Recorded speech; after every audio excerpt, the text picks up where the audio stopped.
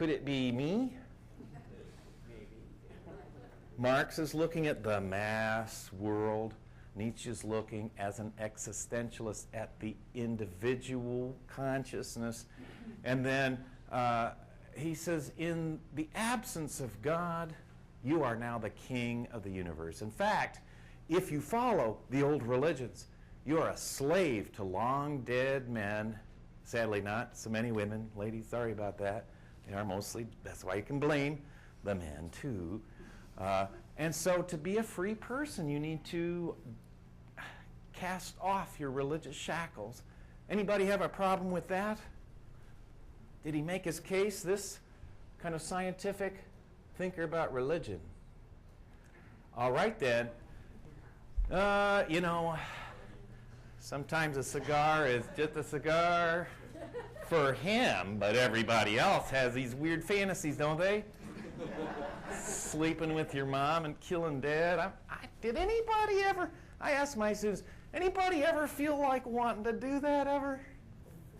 No. I hope I haven't oversimplified him. I'm not a psychologist. But he's got a point. Religion does serve to fuel infantile delusions. I mean, it can happen. I have an ex-mother-in-law who was stolen as a kid and put in an orphanage by her father, stolen back by her mother. All she had was God in that orphanage, and that's all she can think about. There's nothing that happens. Everything is, well, really Missouri Synod Lutheran, actually. It's not even the Catholics in her book, because the Lutheran Church saved her life.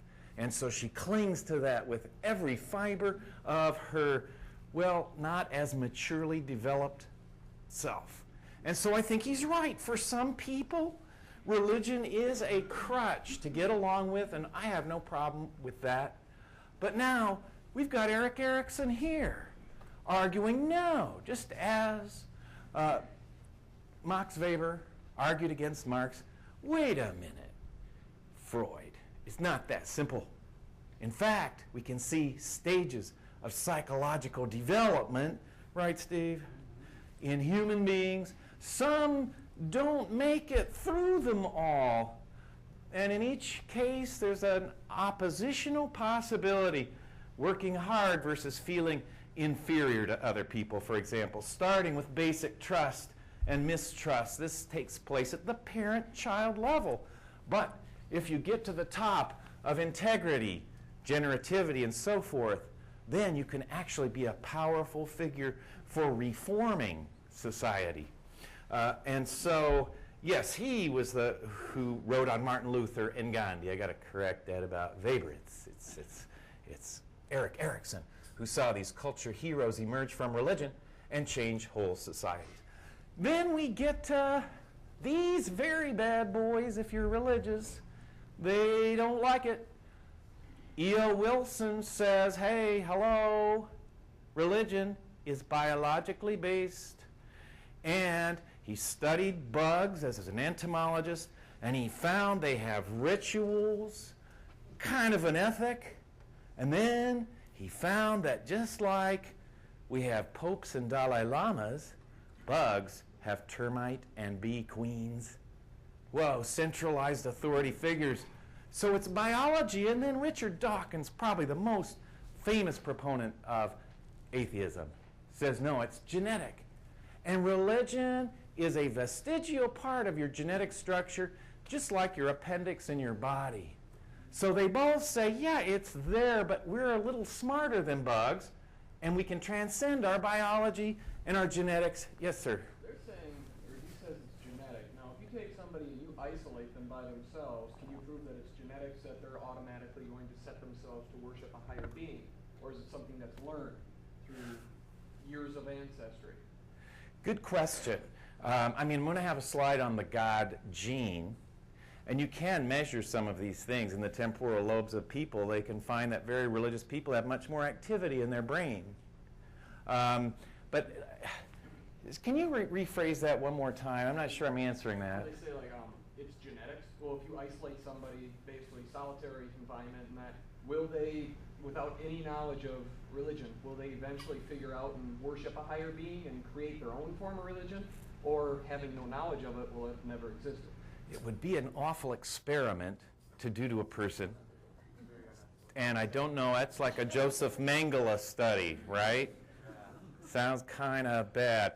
But I don't have my clip handy, but I like to show it in class of the dog woman of the Ukraine who was not raised really by her parents, but rather by the dogs in the barn. And she couldn't speak, she barked, she jumps, runs on all fours, and was socially, or conditioned and socialized by dogs. Now, if dogs, I don't know if they taught her, you know, in the great canine in the sky, but they do have rituals and ethics and things like that. So I might say, I don't know. How about that? There's just no way to know, really. But I'll toss that in there. Now, this, though, is where science is really rebelling against its parents, those religions, those annoying old religions with their superstitions. But it can't pull itself away from using religious language to describe the mysterious elements it too wants to know about. And so we have here the God particle. Whoa, why would they call it the God particle? Does that make any sense unless they're still clinging to an idea of an all-embracing, omnipotent, final power of the universe? And then what's different between that and this God particle? Yes, Noah? I think you can sum that up pretty simply as they're trying to sell their idea. I mean, you know, pimping yourself out in science is just as important as pimping yourself out on the street. So, yeah, it's a way to garner some attention. Okay, fair enough. All right, yes, another interpretation. I would say that God is the top of the hierarchy of metaphysics above physics, of physical reality. You can't go higher than God. Likewise, they're saying here that that particle, as we go from the hierarchy of particles from atoms to protons, neutrons, to all the other stuff that's I can't even name right now, but I have physics background.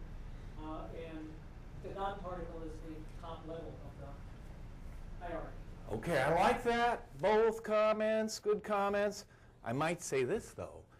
Indian philosophers don't accept a final particle at all. They think in Japan, China, and the East, they find it strange that we're looking for these things because their background religion is very different from that. And so there can be no particle in Mahayana Buddhist philosophy. There are only interrelated energies. There can be consciousness, but there's no fundamental anything to the universe. So I might argue that is also there. I think you guys are both right about it. The God gene we just talked about, they have found, now don't ask me which rung of the DNA chain, but acetylcholine and something else interacts to make. So they say. I'm not a scientist. If anyone wants to fill in more, that's fine. But they've discovered the God gene, and then they call it the God gene. Then scientists are studying the old religious practices. So there's your brain on nothing or TV, and then there's your brain while meditating.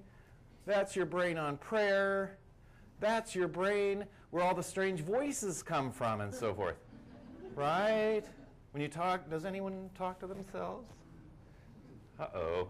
Is it just me? Oh, I shouldn't have said that. Sorry. Uh-oh, I'm revealing too much. So they've kind of mapped out where people hear voices. In fact, a guy invented the God helmet. It's a great clip. Google it. You wear the helmet, and you feel a presence, a divine, some say divine presence. Others just feel a person's in the room, when in fact, it's an electromagnetic helmet that does whatever it does to the brain that I don't know the brain that well enough to tell you more about it.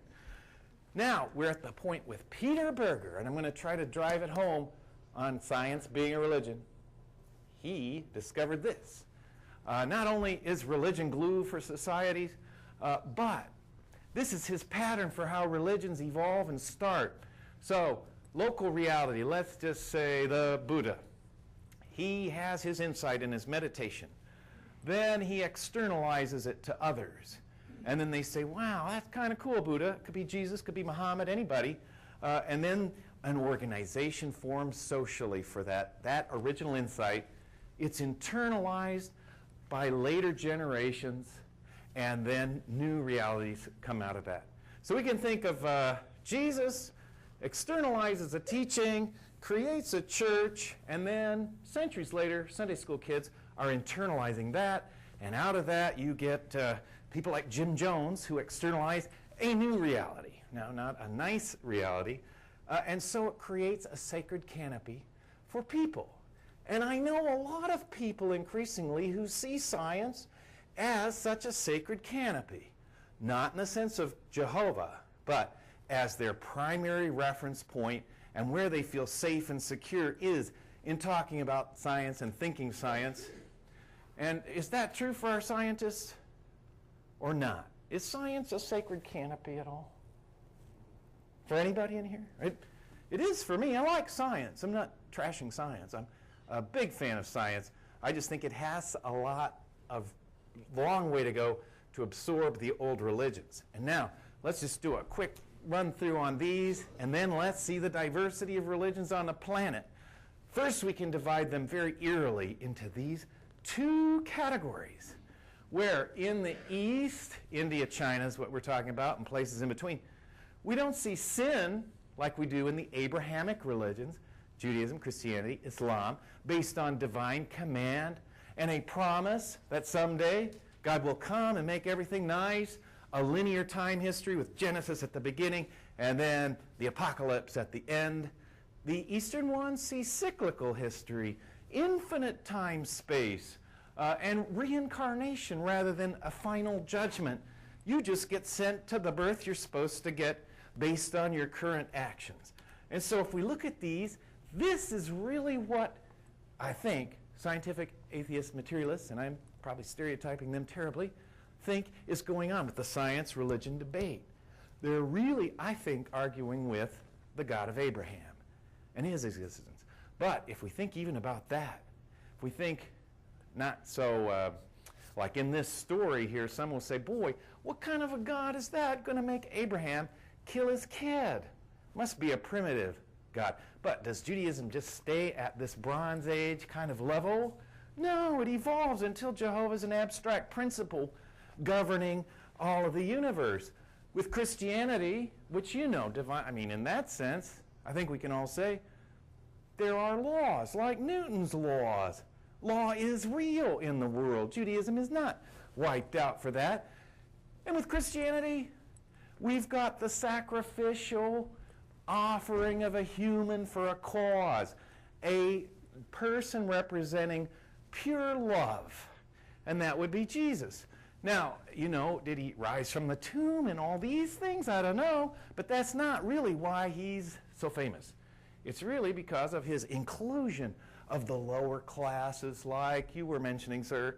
So that's the initial externalization of his message that welcomed all the low classes into this movement, and it becomes a sacred canopy for them. Is his self-sacrificial love gone with science? Is it meaningless then with science? Not talking about the tomb and so forth.